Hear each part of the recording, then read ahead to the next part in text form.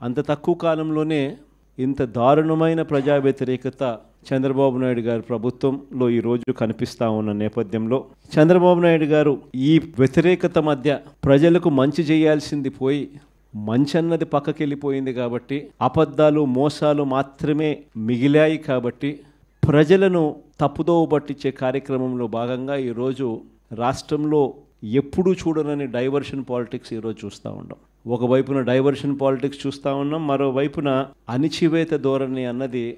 ఎవరైనా కూడా ప్రజల సమస్యల మీద ఎవరైనా స్పందిస్తే ఎవరైనా గట్టిగా అడగడం మొదలెడితే ఆ గొంతును నొక్కడం కోసం ఎప్పుడూ చూడని విధంగా ఈరోజు రెడ్ బుక్ రాజ్యాంగ పరిపాలన ఈరోజు మనం చూస్తూ ఉన్నాం. మన 5 సంవత్సరాల పాలనకు చంద్రబాబు నాయుడు గారి ఇప్పటి పాలనకు మధ్య తేడా అన్నది ప్రస్ఫుటంగా ప్రజలకు అర్థమయ్యేట్టుగా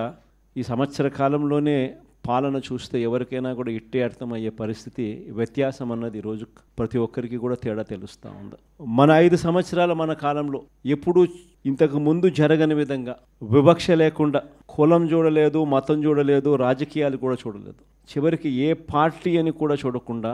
మంచి చేసిన ప్రభుత్వం ఒకవైపున మనది కనిపిస్తే రెండో వైపున ఇటువైపున ఈరోజు ఈ సంవత్సర కాలంలో కనిపిస్తూ ఉన్నది ఏమిటి అని అంటే మంచి అన్నది ఎలాగూ లేదు, వివక్షకు తావు ఎలాగూ లేదు, ఎందుకనంటే ప్రతి పథకము ఏ పథకము లేదు కాబట్టి